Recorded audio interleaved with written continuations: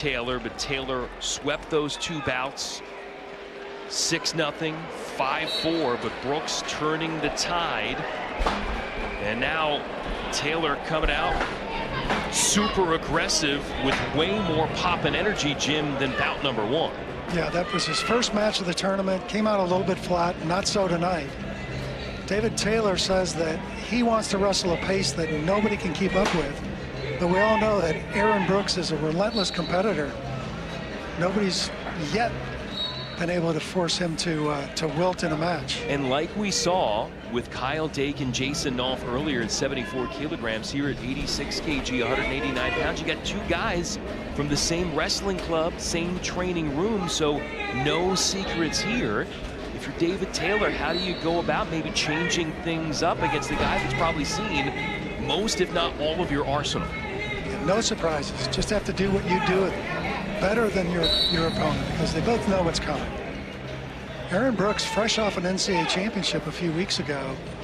David Taylor hasn't wrestled as many matches this year, so there's some school of thought that Aaron Brooks is on a roll and may be able to continue it through here.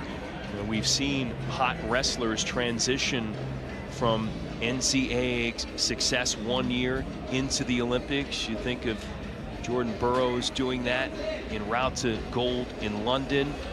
Jaden Cox did it after winning an NCAA title in Missouri, then came through the challenge tournament and won an Olympic trip and Olympic bronze in Rio. See the early blood time here in this period. Then you look at the history, David Taylor among those who would have an opportunity to join this esteemed list of American wrestlers who have won multiple Olympic golds. Helen Maroulis, Kyle Snyder already qualified, looking to join that list, but David Taylor could be another one who has that opportunity. So certainly would put your name in the pantheon of American wrestling. You already get that when you win Olympic gold, but if you double it up, it's in quite elite company. Back at it here under 2 minutes left to go, opening period. We'll see who notches a score first. Taylor doing a great job of getting on the head and setting some shots, but Aaron Brooks with his underhooks, he is relentless with those things. Aaron Brooks really good on his feet so far this match. He looks really fresh, good motion, good movement, good reactions. Native of Hagerstown, Maryland, Aaron Brooks. More blood time. Yeah. Oh, the match chairman calls him over for a little consultation. Not sure what's happening there. So they're cleaning the blood on the mat, but you talked about having a little conversation and powwow here.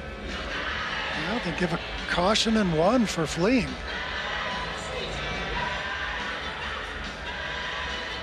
That may change the tenor of the match a bit. David Taylor comes back to the middle and finds himself behind. Wow, so they give a caution there and a penalty point awarded to Aaron Brooks. So Taylor, after all that activity, now working from a deficit. Halfway through this opening 3-minute period. Again, 6 minutes in total. Most points scored wins. You pin your opponent, win by 10 or more. You end it early. Right now, Taylor just find to have more points than Brooks at this point and force a third round. Totally disagree with that passivity warning. Taylor's been the aggressor so far the whole match, but he's in trouble here. Very tenuous position. Aaron Brooks around for the scar. Able to turn the corner, tack on 2 more, and build the 3-0 advantage. Brooks wanted to go back up, and the referee obliges. Here we go. Aaron Brooks, a ton of confidence right now in this match. David Taylor in a hole and has to get moving. And Taylor only generating 1 point on offense in round 1 and shut out to this particular point so far in round number 2. This would be somewhat of a stunner. Aaron Brooks certainly a great pedigree, but Taylor has been nearly flawless recently in his career, and especially against Americans, coming in super hot. His loss in the last bout, his first loss to an American besides an injury default when he hurt his knee severely in 2019. His last loss to American came at the 2017 World Team Trials when he lost a couple of tight matches to Jaden Cox. But right now, he's at a deficit again against Aaron Brooks, who got the penalty point and then scored a key two. Yeah,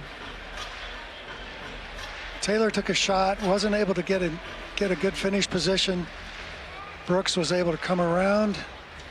Taylor trying to hang on, but to no avail. Brooks too strong, keeps moving, stays with it. Able to take Taylor to the mat here for a 2-point score. So David Taylor trying to summon everything he's got to overcome Aaron Brooks, who won the challenge tournament, including... Oh, nice shot, but again, heavy hips by Aaron Brooks, not allowing David Taylor to get in a position to finish, but he keeps driving forward. If he can get in, get his hips underneath him, but no, back to that heavy hips by Aaron Brooks, staving off that attack by David Taylor.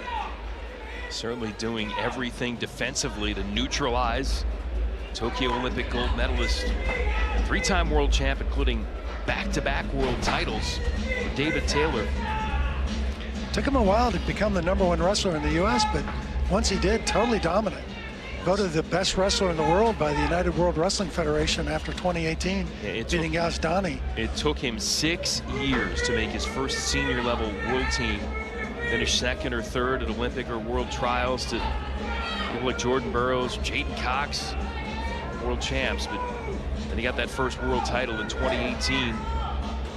And the knee issue the following year, but worked his way back, and that year postponement of the Tokyo Games probably aided his rehab from the knee issue even more, and then he stormed his way to that gold with that great takedown late to stun Yzdani of Iran, get to the top step of the podium in Tokyo. But he's not going to get to Paris unless he finds a way to get at least a handful of points here against Aaron Brooks in the last 90 seconds of this period. Good action there by David Taylor. Nice shot. Referee calling for a passivity call against Aaron Brooks.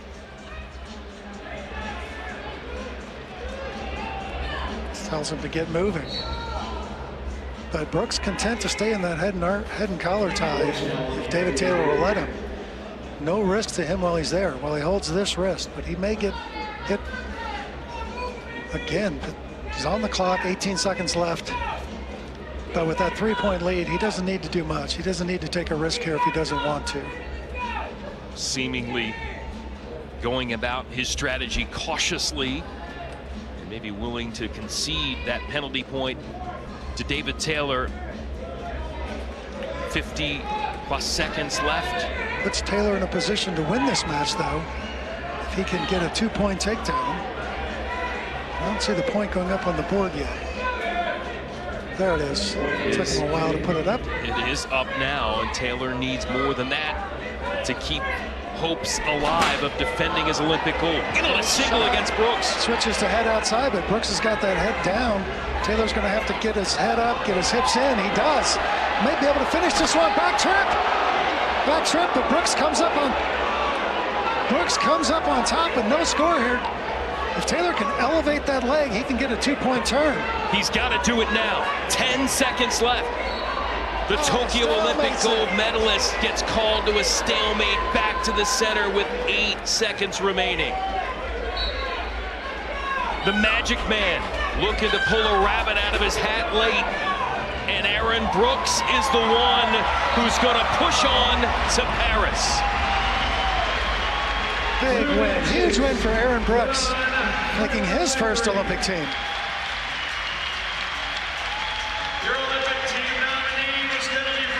The great respect from Aaron Brooks, knocking out a defending Olympic gold medalist and a guy who has as good a shot as any to potentially continue a run of success.